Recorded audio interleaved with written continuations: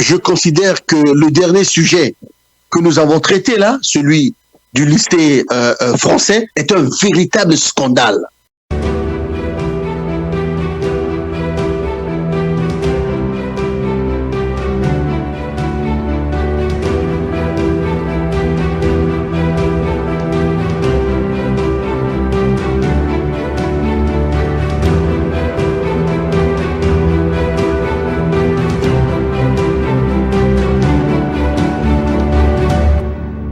Merci monsieur. On va passer au sujet qui est celui du Congo-Brazzaville. On va parler du droit des travailleurs congolais, le respect qu'on leur donne, comment nos compatriotes qui sont au Congo vivent avec les entreprises ou sont employés par les entreprises comment dire, étrangères. Vous l'avez vu, vous le savez. Au Congo, il y a un cas particulier. Ce sont les entreprises étrangères qui ont le droit de pouvoir employer des Congolais, un peu comme tout le monde, mais d'employer des Congolais avec des CDD à ne pas en finir, des CDI souvent forme de chantage, mais surtout des stages qui durent des années, et les gens ne sont pas payés ou intégrés au bout de leur contrat. On va prendre l'exemple aujourd'hui, ce sera l'exemple du lycée français de Brazzaville, qui s'appelle le lycée Saint-Exupéry, qui est dirigé par un proviseur antillais, on va dire, qui vient de Nantes. Et au lycée français, il y a aujourd'hui, alors pour les Congolais, pour certains, c'est une catastrophe. Bon, moi, j'ai suivi ce dossier depuis plus d'1 an. J'ai traité avec le proviseur, j'ai traité avec les associations qui gèrent le lycée français. Alors, je vous explique un peu comment ça se passe pour placer le cadre. Le lycée français de Brazzaville est géré du côté pédagogique par le proviseur. Du point de vue des travailleurs, comme on appelle, du support, du staff non enseignant, c'est géré par l'association des parents, qui est dirigée par 2 personnes, 2 femmes, une Congolaise d'origine libanaise. Alors, il y a une Congolaise et une Congolaise d'origine libanaise. Ce qui se passe, et ce qui a attiré mon attention, c'est que durant des années, on m'a fait comprendre que ce lycée avait décidé de nettoyer, donc de chasser les Congolais en les virant, et donc de faire en sorte que les Congolais allaient partir, être remplacés par d'autres Congolais ou une autre communauté. On a négocié avec le proviseur, ce n'a pas été le cas. Aujourd'hui, depuis le début de l'année, c'est maintenant au cas par cas, il y avait une liste qui avait apparu. Désormais, c'est au cas par cas, les gens se font licencier. Dernier dossier en date, un des travailleurs congolais, je vais m'arrêter là, puis on va commencer. Un des travailleurs congolais a été licencié parce qu'on l'a accusé d'avoir volé du matériel informatique. Il s'est avéré que les inspecteurs du travail congolais ont été appelés pour venir constater le licenciement. Et là, patatras pour la direction et pour l'association des parents d'élèves, les inspecteurs du travail n'ont pas constaté d'infraction et par contre ont demandé la réintégration du monsieur qui a été licencié. Et là, on nous dit, la présidente de l'association des parents d'élèves, elle dit, il faudra passer sur moi, je connais beaucoup de gens, je connais beaucoup de responsables politiques, il ne sera pas question que ce monsieur réintègre. Alors que le ministre, ils ont contacté donc le ministre de l'Emploi, qui est M. Hugues Ndolendele, et le ministre aurait dit, il ne peut pas désavouer une décision prise par l'inspection du travail. Alors, le lycée français, comme je le dis, c'est un cas particulier. Là-bas, les salaires des Congolais sont atypiques. Je vous donne un exemple. Il y a plusieurs catégories, mais je vais en prendre 2. Il y a la catégorie des expatriés. Eux, leur salaire, comme partout, c'est multiplié par 2 ou par 3. Et puis, vous avez les emplois locaux. Distinguo très important. Dans les employés locaux, vous avez les employés locaux occidentaux et les employés locaux nationaux. Ce qui fait qu'un employé local qui a un contrat, vous allez voir le salaire sera multiplié par 3 pour celui qui a une couleur blanche et qui sera de moins 3 pour un Congolais. Je prends un exemple. Un Français d'origine qui est rentré de France, qui est venu pour donner, qui a été recruté et qui est en contrat précaire, normalement, contractuel, on l'a nommé responsable des professeurs d'éducation physique. En France, c'est un stagiaire. Il n'a pas fini sa formation.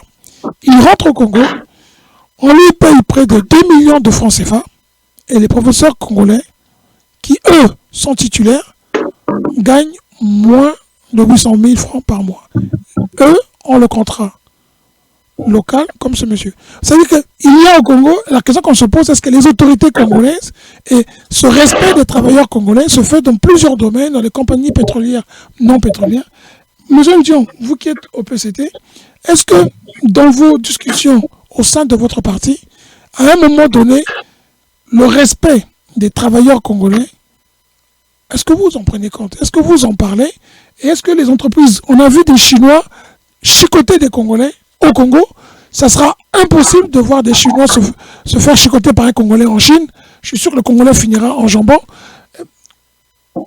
Comment est-ce possible qu'au Congo, on va parler après d'autres choses, je vous parlerai des droits pour s'inscrire, comment nos hommes politiques font la queue pour s'inscrire et payer près de 3 millions par mois, par an, pour leurs enfants. Est-ce que M. Ndion, excusez-moi, M. Ndion, le droit des travailleurs congolais, comment on le fait respecter et comment les autorités congolaises arrivent à laisser le lycée français se comporter en maître absolu au Congo? Moi, je vais, d'entrée de jeu, commencer par une conclusion, ce qui est très atypique. Je pense que la faute n'incombe pas à l'organisation politique, administrative, financière du lycée Saint-Exupéry, du lycée français à Brazzaville.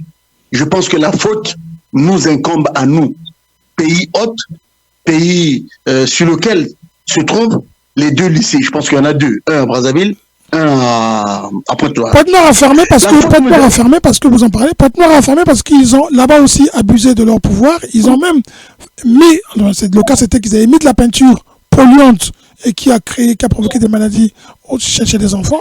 Il a fallu que plusieurs associations se lèvent pour que le lycée soit fermé et qu'on nettoie jusqu'aujourd'hui. Je pense que le lycée est toujours fermé. Allez-y. Brazzaville, c'était un... Oui, Brazzaville. Donc je disais que c'est de notre faute, nous. C'est nous qui avons fait le lit aux Français. C'est pour qu'ils peuvent se permettre, ils ont ces libertés-là. Cette liberté là de faire ce qu'ils veulent à peu près, faire une distinction salariale entre non seulement les Français et les Congolais, ce qui peut relativement se comprendre, mais surtout entre les autochtones d'origine congolaise et autochtones d'origine... Voilà. Moi, je dis ceci. Le gouvernement congolais, l'État congolais devrait normalement mettre en place une législation du travail pour régulariser cette situation. Une législation du travail de telle sorte qu'on sache, quel que soit le contrat qui est signé, que ce soit un CDD, contrat à durée déterminée, que ce soit un CDI, contrat à durée indéterminée, qu'il est d'abord un SMIC. Est-ce qu'au Congo, M. Ebelebe, tu connais quel est le SMIC au Congo? C'est difficile. Les gens parlent de 90 000. Bon, donc si on organise d'abord ça, on met en place une bonne législation pour dire que au Congo, le SMIC, je dis n'importe quoi, est à 500 000 ou bien est à 1 million. Hein, comme ici, le SMIC, il est à combien là? Il est à 1747 € et 40 centimes. Le 1er janvier 2023. Il va augmenter encore là, bientôt là, comme d'habitude. Donc, si au Congo, on met ne fût-ce que le SMIC à 500 000 au minimum, sinon à 1 million au maximum, comme SMIC, eh bien cette différence de salaire-là, entre l'autochtone là, que tu as dit là, embauché à Brazzaville au Congo, et celui qui vient de la France alors que c'est un petit stagiaire, ne se verra pas trop. Mais comme les salaires sont très bas là-bas, l'organisation des contrats, la législation du travail n'est pas solide, eh bien, les Français peuvent se permettre, au niveau du lycée Saint-Exupéry, là, de faire ce qu'ils veulent. Monsieur Ndion, est-ce que vous voulez dire que c'est la faute des travailleurs congolais, des responsables politiques congolais, qui devraient courir derrière chaque responsable? Vous voulez dire que le Français ou le responsable français qui vient au Congo et qui considère que c'est un Far West, il peut faire ce qu'il veut? Je dis que la faute ne tombe pas aux Français. Je ne dis pas qu'ils ont raison. Est-ce que ce n'est pas dédonner le Français que de dire de ne pas respecter l'humain? Respecter l'humain. C'est mal ce qu'ils font. C'est mauvais ce qu'ils font. Mais ils ont trouvé un lit. Ils ont trouvé un lit. Eh bien, ils profitent de l'occasion pour abuser complètement. Ici aussi, il y a des abus, hein, mais ils sont redressés par la loi. Ils ont trouvé... Comment les gens gagnent 90 000 ou même 100 000? Mais donc c'est normal que quand il donne 200 000 à un autochtone, il voit qu'il a bien fait. Non. Commençons par rehausser d'abord le niveau de nos salaires par rapport au coût de notre vie. Commençons par mettre en place les bases juridiques, une bonne législation du travail. Que personne ne peut travailler au noir, que les gens doivent travailler avec un CDD, avec un CDI bien réglementé. La différence peut être au niveau des expatriés, oui, il peut y avoir parce que quelqu'un qui quitte la France avec un niveau de vie donné, quand il arrive au Congo, tu es obligé de lui payer le minimum de celui gagné au Congo, sinon légèrement un peu plus. Par contre, ceux qui sont au Congo, on doit les payer par rapport à la législation congolaise. Or, cette législation, elle est même défavorable à nos propres salariés, à nous. Je parle du SMIC. Vous allez laisser parler aux autres, s'il vous plaît, conclure, pour que les autres puissent parler. Voilà. Donc, moi, je me dis que la faute, les premiers motifs, c'est le gouvernement congolais. C'est l'État congolais. Depuis la nuit des temps, depuis que le lycée existe, ils ont toujours fait comme ça. Eh bien, les Français, quand ils sont arrivés, eh bien, ils ont maintenant abusé, ils ont utilisé ce lit dans l'abus total. Mais cet abus aussi peut avoir des conséquences. Je termine par là. La première conséquence, c'est celle que tu viens de soulever à Pointe-Noire. La deuxième conséquence, ça sera à Brazzaville. Parce que le jour où ces travailleurs-là, le travail que nous sommes en train de faire, de réveil des consciences des Congolais, des Africains, le jour où ces Africains-là, ces Congolais-là sauront que le différentiel des salaires est énorme, eh bien, ils vont se soulever un jour et on verra les résultats. Merci. Merci. Monsieur Gaïno, le Congo est un pays que nous aimons tous, c'est notre pays d'origine. Un proviseur, un lycée qui décide qu'on peut traiter les Congolais comme en 1960. Est-ce que c'est parce que l'État est défaillant qu'on ne peut pas respecter la décision des inspecteurs les décisions des inspecteurs de travail? Est-ce que c'est parce que l'État est défaillant qu'il y a un manque d'humanisme? Est-ce que c'est parce que l'État est défaillant? Je vais vous donner un exemple. On prend une jeune demoiselle qui, elle, vient d'accoucher. Elle a accouché. 5 jours avant, 5 jours, même pas 5 jours, on lui demande de revenir au travail. On lui demande de signer un papier qui dédouane le lycée en disant « c'est moi qui ai demandé de revenir travailler ». Et quand les gens ont commencé à bouder, parce que les gens commençaient à dire que c'était pas normal de faire ça à une dame qui vient à peine d'accoucher. C'est une clause abusive, c'est pas normal. C'est une clause abusive. On décide de la faire travailler 2 jours au lycée ou 3 jours et 2 jours à la maison. Vous avez des gens, des travailleurs congolais qui, eux, on leur dit « soyez heureux de travailler ici parce que nous, on vous paye déjà assez bien, fermez-la et travaillez ». Et ça, sous les yeux des hommes politiques. Je vous donne un chiffre, M. Gaïno. Vous imaginez les responsables politiques congolais. Écoutez bien, les responsables politiques congolais. Ils payent, je pense que vous avez lu tout ça, plus de 2,5 millions, si ce n'est pas 3, par an pour s'inscrire. Pour inscrire leurs enfants. Mais attendez, il n'y a pas que ça. Pour avoir le nom de leur enfant sur la liste qui permet d'inscrire l'enfant. Parce que l'enfant ne s'inscrit pas tout de suite. Avant d'inscrire l'enfant, il faut que l'enfant soit accepté, qu'on lui donne la possibilité de s'inscrire. Et là, le lycée ne donne pas le chiffre. Mais on a le chiffre. 800 000 francs non remboursables payés seulement pour avoir le droit de demander l'inscription. Vous payez 800 000 francs. Ensuite, vous payez les frais d'inscription. Et on comprend pourquoi nos dirigeants gagnent 10, 15, 20 millions. Parce que le lycée français, non seulement prend ça, en plus à côté, ils en font louer par mois. On les fait louer les livres, on leur fait louer les tablettes, on leur fait tout louer. Les 3 millions ne comprennent rien d'autre que des frais d'inscription. Je n'y comprends rien. Monsieur Gaïno, qu'est-ce que vous comprenez de nos dirigeants politiques? Non, vous ne comprenez rien parce que vous pensez que le pays a des gouvernants. Moi, je dis le pays a des occupants, pas des gouvernants. Parce que lorsqu'on gouverne, on gouverne pour la population, on gouverne pour l'intérêt de la nation, on gouverne aussi pour les générations futures. Tout ce que vous venez de dire là, c'est le résultat même des gens qui dirigent leur pays, qui ont détruit leur système éducatif et qui envient toujours le système éducatif d'ailleurs, alors que nous étions très très bons. Moi, je me rappelle à notre époque, quand nous sommes venus en Europe ici, on a tous presque réussi, même nos médecins réussissent, tous ceux qui viennent là-bas réussissent. Donc, ça montre qu'on avait un bon système éducatif.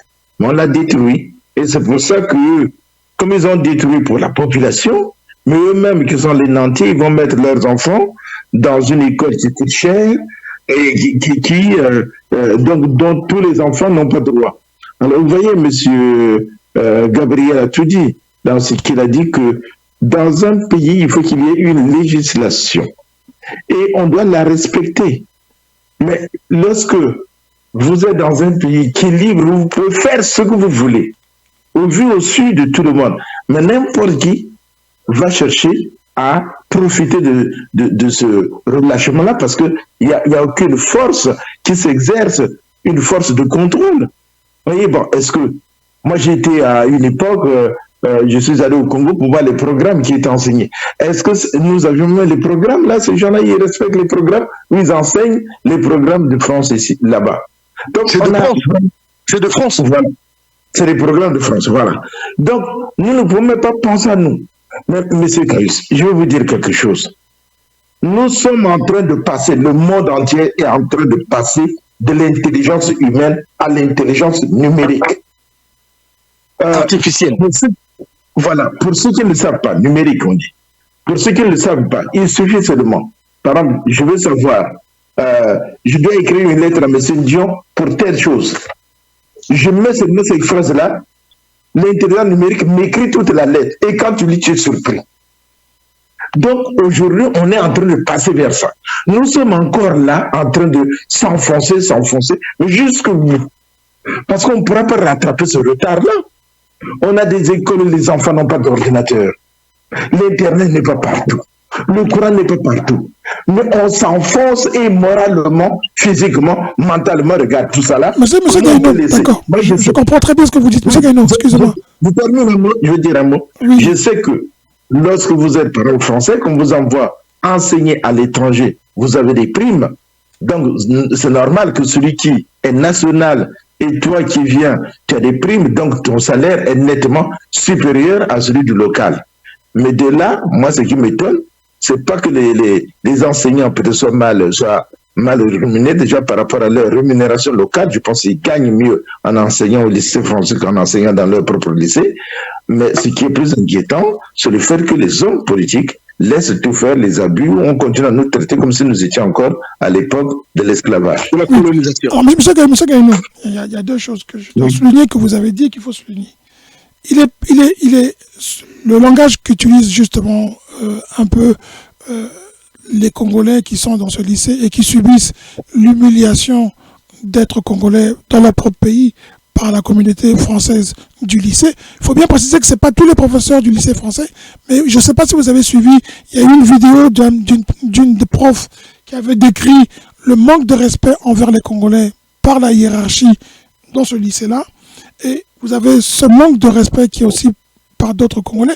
Mais ce qui est encore plus grave, ce sont les Congolais, certains Congolais, qui pensent que parce que je travaille au lycée français et que parce que je suis mieux payé que le lycée de la République du Congo, je mérite moins. Je pense que ce n'est pas digne de le penser. Si le lycée français paye ses professeurs qui ont un master 1 million, je donne un exemple, pourquoi payer un Congolais 500 000 francs? Ça, ce n'est pas normal.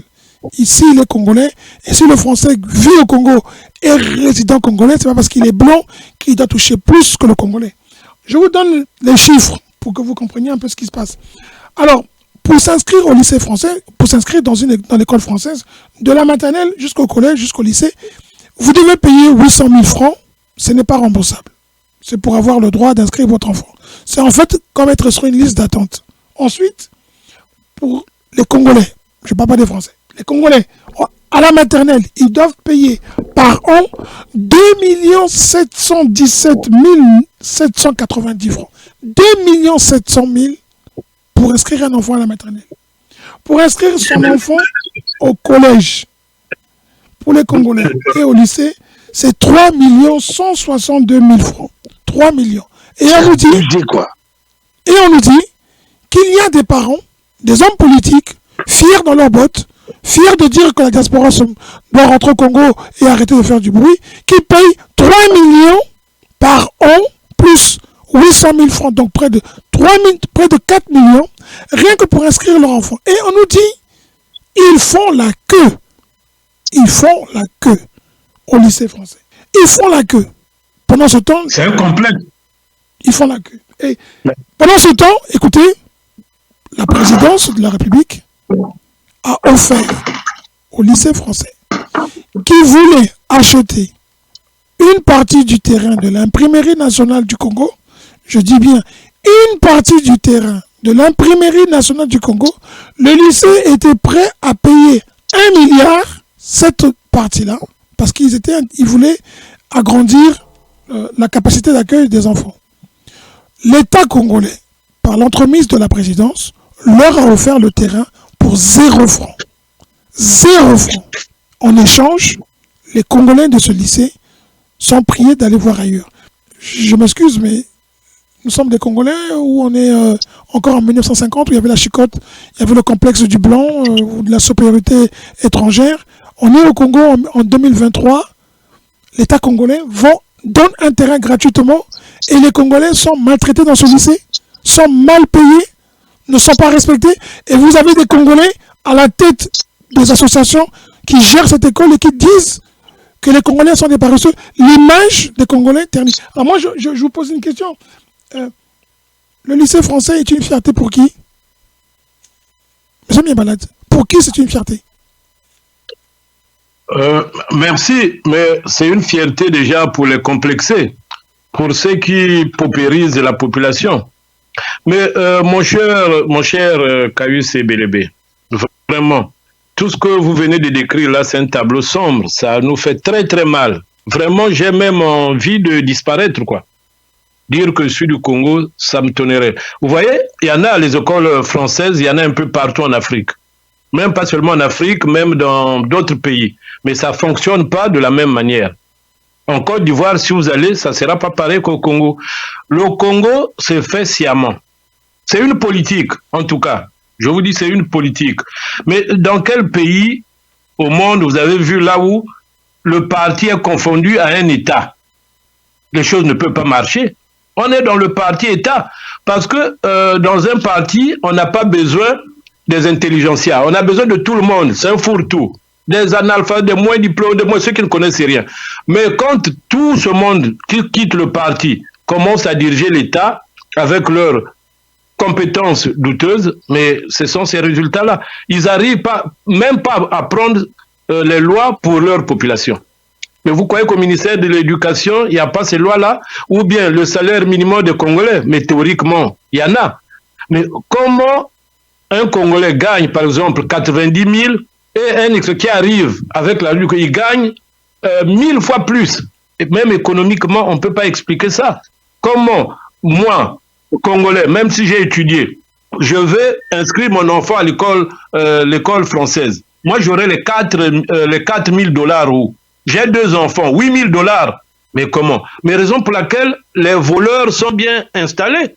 Parce qu'ils ont leur source, le trésor public. Quel Congolais, même professeur d'université, professeur de lycée, peut inscrire son enfant là-bas?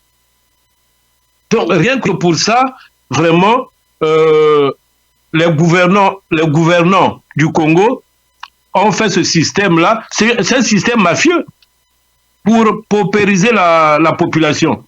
Hein, tenir le peuple en laisse pour qu'il ne s'échappe pas, pour qu'il dise rien. Même quand vous prenez le cas de la personne qui travaille là-bas, qu'on a renvoyé, qui est revenu, mais vous ne voyez pas que c'est du... Qui n'est pas revenu, parce que l'association des parents d'élèves qui s'appelle la PES, la présidence dirigée par 2 femmes, une présidente et une vice-présidente, refuse de le réintégrer sur recommandation des inspecteurs du travail qui ont dit les accusations portées contre ce monsieur sont fausses.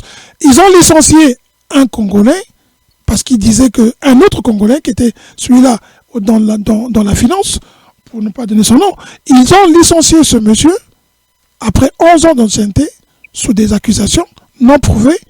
Ils ont recruté un Français qui, lui, devrait être avec, je ne sais pas, il devait être plus diplômé, mais il s'avère, les accusations qu'on avait portées contre le Congolais, parties sur la mauvaise manière de travailler, qu'il ne faisait pas son travail correctement, qu'il y avait des erreurs au niveau comptabilité, au niveau finance, eh ben, il se trouve que lui, il est parti licencié, sans droit, alors qu'on doit lui payer au moins ses droits. Eh ben, celui qui est arrivé, qui est un Français, il est payé 10 fois plus cher, mais les mêmes erreurs continuent. La question que se pose tout le monde, finalement, qui faisait ces erreurs, puisque le Congolais a dit, ce n'est pas moi, mais on l'a licencié. Et il est parti, mais les fautes continuent avec le DAF, qui n'a pas d'autre associé, qui n'a pas d'adjoint.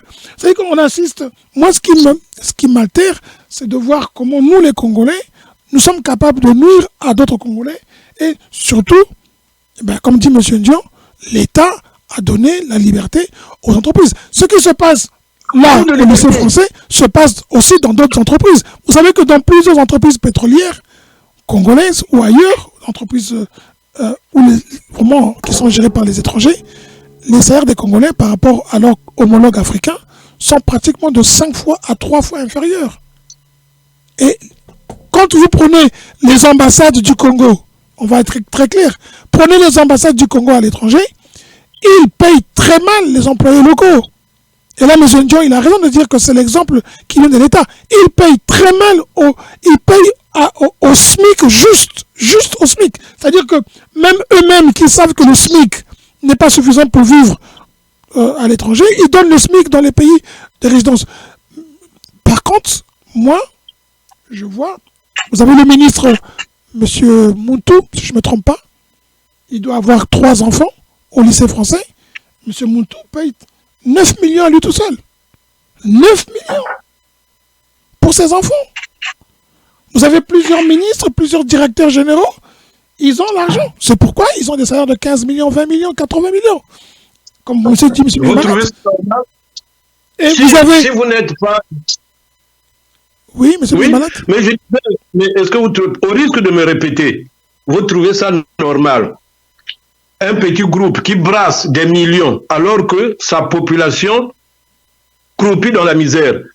Mais ce que je dis, que c'est une politique minutieusement conçue pour paupériser la population. Mais surtout pour faire que leurs enfants aillent dans les bonnes conditions et des bonnes conditions pour réussir, les autres vont échouer. C'est fait exprès. Mais bien sûr, mais quand une partie de la population est paupérisée, mais l'élite, ce qu'ils appellent l'élite, c'est eux qui prospèrent. Donc c'est ça le but. Le but, c'est pas développer le pays, mais développer certaines familles. Un petit groupe, mais même une entreprise. Est-ce que vous avez déjà vu des entreprises viables au Congo? Dès que vous créez une entreprise aujourd'hui, demain elle meurt. Mais ça a des faits, même équerre. Vous pensez que les Rwandais, les Éthiopiens sont plus intelligents que nous en tant que peuple? Mais pourquoi leur compagnie résiste? Et la nôtre n'a fait que le temps d'un printemps. Donc, ça doit nous pousser tous, que tu sois du PCT, de l'UDRD, n'importe quel parti, réfléchir. Est-ce que nous allons dans une bonne direction? Nous sommes dirigés par, même pas des aveugles, nous sommes dirigés par non, pas des aveugles. Je voulais dire même pas par des bonnes. Ce sont des aveugles et on va droit dans un ravin. Ce qui qui donne le droit au lycée français de maltraiter les Congolais chez eux en 2023. Mais oui, mais bien sûr, mais puisque quand vous arrivez dans un territoire, chez nous, il y a un proverbe qui dit, quand tu arrives dans un village, si tu vois les gens du village danser d'un seul pied, toi tu ne peux pas danser avec tes 2 pieds. Toi aussi, tu dois danser avec un seul pied pour te fondre dans ce village-là. Mais si tu danses avec 2 pieds, tu seras automatiquement éjecté. Donc, ce qui arrive, les Libanais, tous, ils dansent avec un seul pied, comme ce que font les dirigeants congolais. Pourquoi même à la tête, il y a une femme d'origine libanaise, congolo-libanaise? Mais parce qu'ils savent que c'est ceux-là qui comprennent le jeu. On ne peut pas mettre les Congolais d'origine dans ces points parce que il y a des choses qu'ils ne vont pas accepter. Mais ceux-là, il y a une Congolaise d'origine, monsieur Gambalaz, je veux préciser, il y a une Congolaise d'origine qui est à la tête, qui considère qu'elle a le dernier mot, puis vous avez ensuite une vice-présidente qui est une Congolaise d'origine libanaise. Ce sont ces 2 femmes comme on appelle les dames de fer, qui considèrent qu'elles peuvent faire la loi au lycée français, et donc elles le font.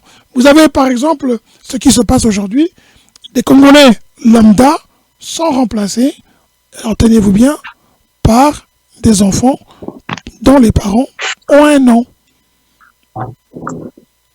Donc, c'est un pays marche comme ça. Vous voyez bien que c'est ce que je dis. Mais c'est ça, c'est le grand remplacement, la grande destruction. Vous pouvez appeler tout, en tout cas, tout sauf travailler pour les Congolais. C'est tout sauf ça. Tout sauf travailler pour les Congolais. Parce que c'est une situation qui dure, qui perdure. Là, c'est la misère qui remonte en surface. Donc bientôt, je crois que tout ce qu'ils font là, il y aura un jour, ils vont tout faire remonter.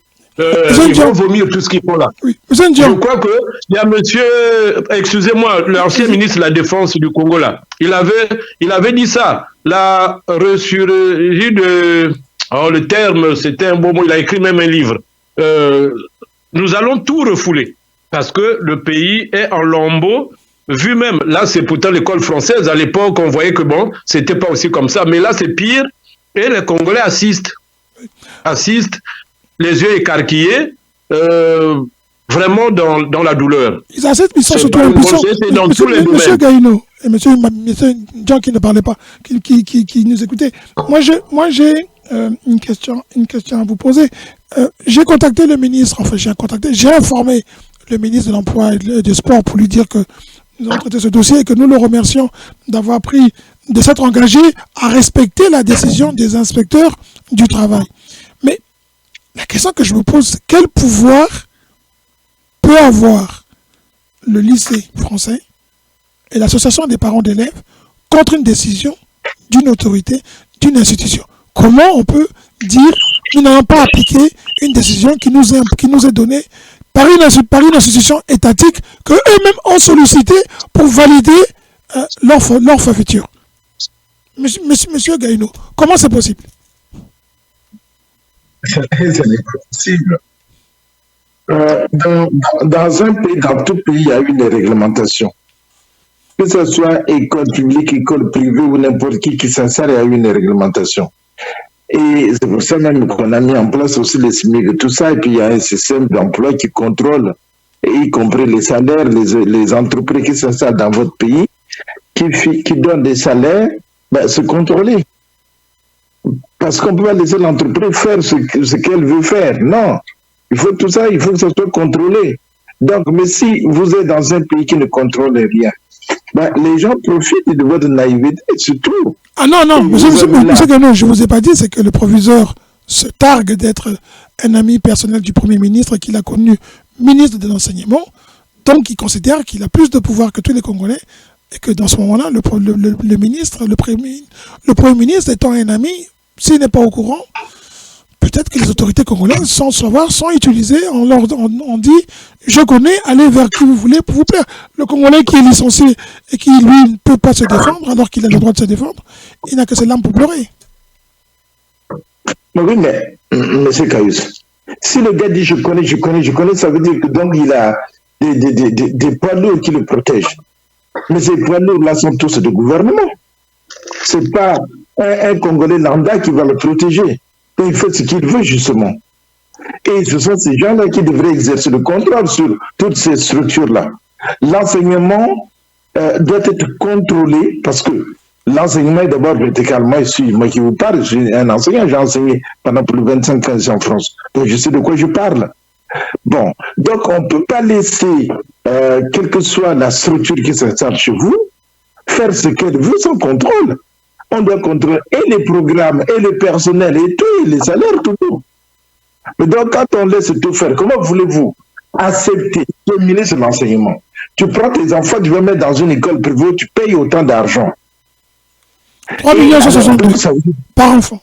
Bon, dans quel pays au monde, franchement, je le dis, si nos auditeurs qui nous écoutent connaissent un seul pays où les étrangers se comportent comme ça, qui nous le signalent. Parce que moi, j'ai beaucoup voyagé quand même, mais quand tu arrives même dans un pays, tu vois comment tu es contrôlé. Mais comment voulez-vous que les étrangers, mais il y avait déjà quelqu'un qui était à Mondélé, qui était à qui disait le Congo est un pays où on peut rentrer comme on veut, faire ce qu'on veut, il peut repartir. Mais ils viennent, ils font ce qu'ils veulent, ils repartent. C'est pour ça que je dis, comment un individu, même le fisc, soi-même, par ta propre conscience, comment tu peux accepter, toi tu es ministre de l'enseignement, tu prends tes 3 enfants, tu vas mettre dans une école privée, et de surcroît, école d'un pays étranger. Et alors que chez toi, tu es chargé, bien sûr, de moderniser ton école, de valoriser ton école, mais tes enfants, tu les mets à l'étranger. Non, c'est triste. Moi, quand j'arrive ici en maîtrise, j'avais une collègue qui est une Gabonaise. Son père était ministre. Elle a fait ses études au Gabon à Libreville, jusqu'à venir ici pour faire la maîtrise, comme nous.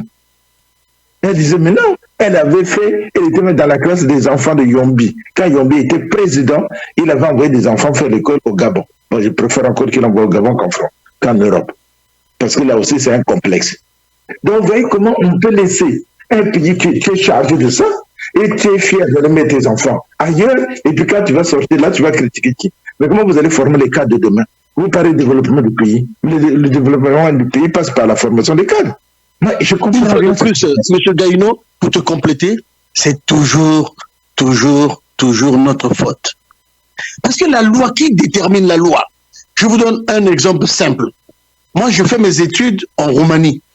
Je sors de la Roumanie à l'Académie des sciences économiques de Roumanie, la faculté de cybernétique économique avec un doctorat. Je viens prétendre enseigner ici en France. Je frappe aux portes, une école me prend et dit, on va d'abord vérifier la véracité de vos diplômes. Si votre doctorat que vous avez eu à Bucarest, à la faculté de cybernétique économique, est valable ici ou pas. Nous sommes en 1993, s'il vous plaît. J'ai dû attendre 3 mois. Et l'Académie d'Amiens a répondu favorablement oui, il peut enseigner jusqu'en Master 1. 1993. Chez nous, je dis, c'est notre faute. Nous avons fait le lit à ces Français-là. Donc, quand on fait signer, quand les étrangers là, c'est terrible l'histoire c'est un vrai scandale quoi. L'histoire du lycée, de l'école primaire, du collège et du lycée français là. C'est comme une république dans une autre république. Elle a ses propres lois. L'école française a ses propres lois, ses propres règlements, voilà. Alors qu'ils sont sur un territoire donné. Lorsque vous avez une école comme ça utilise la main-d'œuvre congolaise, il doit y avoir des contrats. Dans les contrats, il y a plusieurs activités. Dans le contrat de travail qui signe avec les autochtones, il doit y avoir plusieurs activités là-dedans. Et il y a un article qui doit concerner ce qu'on appelle la compétence territoriale et la compétence d'attribution. Quel est le tribunal qui est compétent en cas de litige? Pour revenir sur votre cas, M. Kayus Ebelebe, c'est bien le Conseil des prud'hommes. Mais s'ils ne respectent même pas les inspecteurs de travail de chez nous, ils ne respectent même pas le tribunal de travail, le Conseil des prud'hommes de chez nous, mais qu'est-ce qu'on peut dire de cette école-là? C'est une république dans une république ou comment là? Comment les décisions qui sont prises par l'État congolais, à travers ses organes, à travers les inspecteurs, à travers le Conseil des prud'hommes, à travers, ne sont pas respectées par la hiérarchie, l'organisation administrative du lycée français? Il y a un problème. Et le problème, c'est la faute de qui? C'est notre faute. C'est notre faute. À nous les Congolais, à nous les autorités congolaises. Donc voilà pourquoi moi je dis, il faut qu'il y ait une réglementation. Et vous allez voir que si vous faites une étude comparée des programmes analytiques du lycée français là, avec le programme analytique des autres lycées, vous allez voir que leur programme est calqué à 100% sur les programmes français. Parce que eux, après le baccalauréat, ils destinent tous ces petits là en Europe. Ils ne suivent pas le programme congolais. Donc, or, c'est pas normal. Que ce soit l'enseignement privé, que ce soit l'enseignement public, donc de l'État, normalement, ils doivent toujours dépendre du ministère de l'Éducation nationale, du ministère de l'enseignement primaire, secondaire et supérieur. Mais ils sont libres de fixer les programmes qu'ils veulent, de contester les décisions du gouvernement ou les décisions de l'administration congolaise, de licencier qui il veut, de fixer les salaires comme ils veulent. Bon. Déjà, le ministre lui-même à ses enfants, là, il paye 80 000 € ou 800 000 € pour inscrire son enfant. Vous imaginez quand même, franchement, mais ça, c'est dans quel pays? Donc ça devient un lycée, monsieur Kayus Ebelebe, un lycée élitiste. Parce que c'est pas n'importe quel Congolais qui peut payer les chiffres que tu nous donnes là, des chiffres astronomiques. On va les mettre, on va les distribuer aux Congolais. Vous pouvez aller sur le site du lycée français Saint-Exupéry et vous allez sur la partie admission, vous verrez tous ces chiffres. Sont officiels, c'est le lycée qui les met en ligne, c'est eux qui les mettent en ligne, et c'est ce lycée qui lui-même donne les informations, et les Congolais malheureusement pourront regarder combien coûte à l'État congolais, via des salaires, un enfant d'un homme, comme on dit, bien nanti. C'est grave. 3 millions pour un enfant, 2 millions pour un enfant à la maternelle. Si je ne me trompe pas, excusez-moi, si vous prenez ce tarif-là, prenons le plus bas, qui est de 2 717 000 pour un enfant à l'école maternelle, vous le multipliez sur toute sa durée de l'école, c'est un ensemble d'équipements qu'on paye dans plusieurs écoles. Et ça, c'est pas possible que l'État congolais ne voie pas ça. Évidemment, en ce moment-là, comme vous dites que les Français vont regarder. Mais ce qui n'est pas dit, c'est qu'une bonne partie des Français expatriés qui sont au lycée français se moquent des autorités congolaises. Quand ils les voient débarquer avec leur belle voiture, donner leurs enfants, ils se disent, mais ces gens sont rigolos. Ils sont prêts à donner des millions et ils ne font rien pour leurs propres écoles. Et les autorités ne sont même pas conscientes de ça. Monsieur Kayus, moi, ce n'est pas le prix qui m'effraie, les 4 000, tout ça, mais ce sont les conditions. Ils pouvaient avoir ce prix-là. Si on avait les mêmes conditions au Congo pour les enfants des pauvres, ça ne me poserait aucun souci. Ça ne me poserait aucun souci. S'ils avaient mis les mêmes structures, même à la cité, chacun a son libre choix. C'est ça aussi la démocratie. Chacun peut payer là où il veut. Est-ce que vous ne voyez pas, excusez-moi, quand on regarde ça, quand on regarde ces chiffres-là, moi j'ai pris la moyenne, j'ai fait une moyenne avec plusieurs personnes, donc on a traité ce dossier, on a fait une moyenne. La moyenne, si vous dites que les enfants payent à peu près 2 millions, vous avez dans ce lycée, dans cette école, de la maternelle au lycée, vous avez près de 798 élèves. Si ce n'est pas 796, puisqu'ils ont fait une extension, que l'État leur donne le terrain gratuitement. Un terrain qui vaut près d'1 milliard, on leur a offert généreusement. C'est près de 1,5 milliard par an de chiffre d'affaires. 1,5 milliard. Monsieur, et si c'était un Congolais qui avait demandé ce terrain-là, on ne l'aurait pas donné. Tout à fait. Quand vous regardez ça, vous vous dites qu'au Congo, il y a de l'argent. Non pas pour donner, mais il y a de l'argent pour construire des belles écoles. La SNPC a construit, on sait que le directeur général de la SNPC serait à près de 80 millions. Ses enfants sont passés par ce lycée.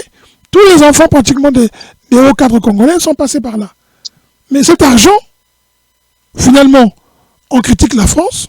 La France est chassée au Mali. Les Maliens sont plus respectueux des valeurs africaines que nous le sommes. Les Burkinabés, ils se respectent. Les Congolais sont décomplexés. Nos dirigeants ont un problème. C'est décomplexé.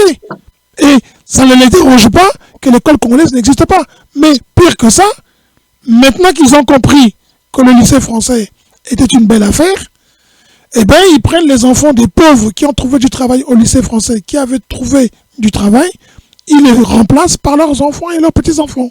C'est maintenant eux qui prennent le travail. Voilà ce qui se passe. Et c'est dramatique. Mais vous conviendrez avec moi que dès le début, j'ai dit que c'est une politique. C'est fait à des faits sciemment. Donc, mais c'est un projet. Donc, ils sont en train de déballer leur politique pour détruire le pays. C'est tout. Mais comment? Le président Sassou 1. Mais c'était un homme que moi j'appréciais. Sa fille était à la fraternité. Elle n'était pas à l'école française. Pourtant, l'école française ne date pas d'aujourd'hui. Mais Edith a étudié là-bas, au Congo, dans les mêmes écoles que nous. Elle a fait même l'université, l'INSA là-bas, au Congo. Alors, mais pour elle a terminé ses études, brillante médecin, sans aucun problème, à l'école publique. À l'école publique. Mais là, c'est une politique faite spécialement pour rendre les Congolais esclaves. Mais pourquoi on nous dit que ceux qui ont l'ingité, Salamo Kilinayo? Moi, je voudrais pas rentrer dans des polémiques comme ça. Non, je veux dire tout simplement, je veux dire tout simplement que nous sommes dans un pays où, franchement, les dirigeants ceux que nous appelons les dirigeants ne sont pas des dirigeants d'un pays. C'est des gens, on dirait, des extraterrestres qui sont venus occuper, comme ce qu'on appelait les envahisseurs. Je crois que tout le monde connaissait ce film-là. Ils se comportent comme des envahisseurs. Ce n'est pas acceptable, même humainement. Tu ne peux pas accepter, M. Cahu, que toi, par exemple, tu vas toucher 15 millions, alors que dans le pays, l'enseignant, l'infirmier, le petit ouvrier touche, par exemple, 200 000 francs. Et toi, tu touches 15 millions. Ailleurs, il y aurait déjà eu une manifestation où même eux-mêmes, ils allaient refuser ces salaires-là pour dire non, rabaissons nos salaires parce qu'on a les avantages sociaux. À côté de ça, on a des gros salaires alors que la population souffre. Mais pourquoi viennent-ils se faire soigner? Moi, c'est la question que je me pose. Ils ont tout ça. Regardez, pardon, aujourd'hui, bon, ils viennent tous, leurs enfants, leurs femmes. Quand ils sont malades, même leurs mamans, maintenant, on les envoie ici. On les voit mourir à l'hôpital américain. Mais combien? Là, je vous le dis, j'étais le nom d'une personne. Il y a un ancien responsable politique congolais. S'il m'entend, il va savoir de qui il s'agit. Il sait qu'il s'agit bien de lui. Il vient de sortir de l'hôpital pour avoir passé 3 jours. 50 000 € à payer. Et qui doit payer, c'est l'État congolais, puisque c'est un sénateur. Donc, vous voyez qu'avec 50 000 €, on peut acheter, je ne sais pas moi, les scanners, des choses comme ça. Mais on envoie tous ces gens-là ici à l'hôpital américain, on enrichit l'hôpital américain. Pendant ce temps, on ne fait rien dans son pays. On veut construire des murs, on dit voilà, on vous a construit un hôpital.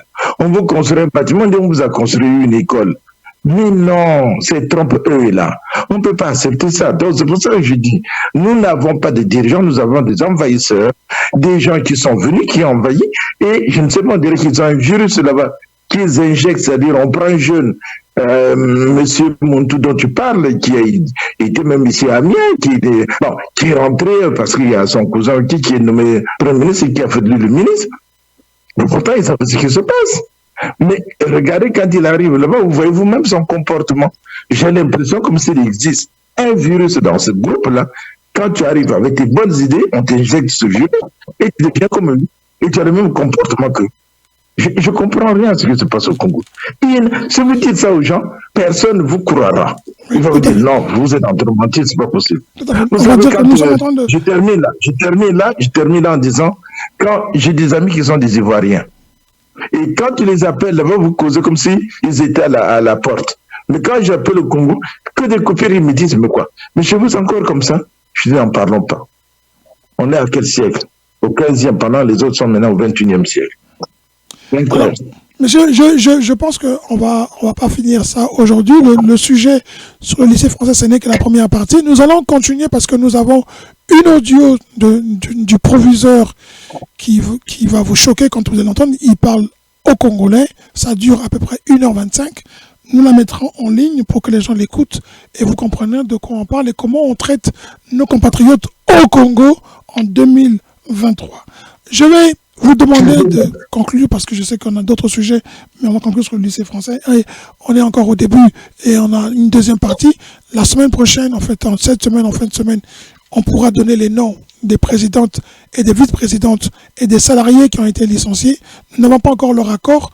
On va leur demander leur accord et quand on aura leur accord, on fera une interview avec ceux qui voudront bien et ils vont nous expliquer eux-mêmes comment ils se retrouvent à la rue et pourquoi ils se retrouvent à la rue. Là, vous écouterez qu'au Congo, le lycée français n'est que l'arbre qui cache la forêt. Dans plusieurs entreprises congolaises avec des patrons qui sont des étrangers, il y a du respect du Congolais à donner et désormais, il faut que les Congolais, eux aussi, se lèvent pour se faire respecter chez eux, car nous qui sommes à l'étranger, nous sommes parfois aussi vilipendés et non respectés parce qu'on n'est pas chez nous. Alors, messieurs, chacun de vous, 1 minute pour conclure. On va commencer par M. Ndion et on terminera par M. Gaïno. M. Ndion, votre conclusion pour ce soir et ensuite, je considère que le dernier sujet que nous avons traité là, celui du lycée français, est un véritable scandale. Et on doit s'organiser pour que la semaine prochaine, non seulement qu'on puisse avoir, ou cette semaine, hein, non seulement qu'on puisse avoir les témoignages véridiques des acteurs, des victimes de ce scandale-là, mais nous devons condamner avec la plus ferme énergie l'organisation administrative et surtout financière, la politique financière de ce lycée. Parce que c'est pas normal que dans un pays comme le nôtre, que ce lycée puisse avoir des libertés de ce genre-là. Ça, c'est de 1. Maintenant, de 2, je pense que nous devrons être force de proposition. À la prochaine émission, nous devons donner des propositions pour que l'État puisse se saisir quand même le gouvernement puisse avoir quand même un œil sur l'organisation administrative de ce lycée et sur la politique financière utilisée là-bas, notamment dans sa politique salariale. La différence, le différentiel entre les salaires des nationaux et des expatriés est tellement énorme que je peux comprendre, mais entre les nationaux d'origine française et les nationaux est vraiment criard. Ça, c'est vraiment condamnable. Voilà. Merci beaucoup. Monsieur Miamalat. Excusez. Oui, mais tout ce qu'on débat, tout ce qu'on voit là, ce n'est que la conséquence vraiment de notre propre inconscience, de tous ces devoirs qu'on assiste tous les jours. Il y a quelque chose à dire sur le Congo. Mais sur l'éducation, c'est encore pire. Je reviens encore sur Edith.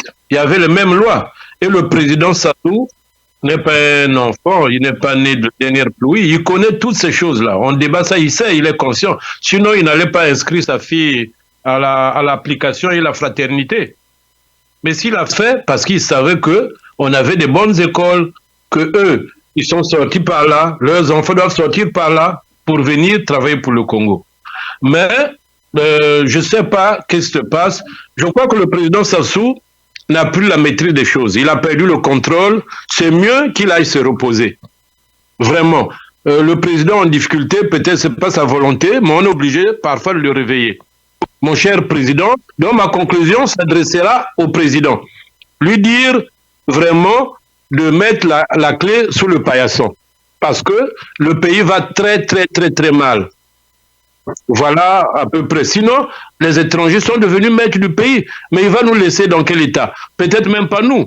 Nous allons laisser nos enfants, puisque nous sommes ses enfants. Lui, il a des petits-enfants qui sont là. Nos enfants, ce sont ses petits-enfants. Comment il laissera ces petits-enfants-là? Vu dans l'ensemble Congo. Donc, il faudrait qu'ils réfléchissent un peu à ça.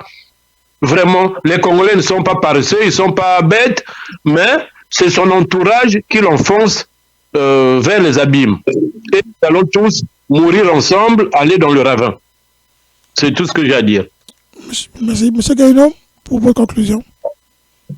Oui, je vais dire en 2 mots que tout ce constat, tout ce dont nous venons de parler là, est triste pour le Congolais et nous rend franchement plus, disons, plus crédibles, même plus...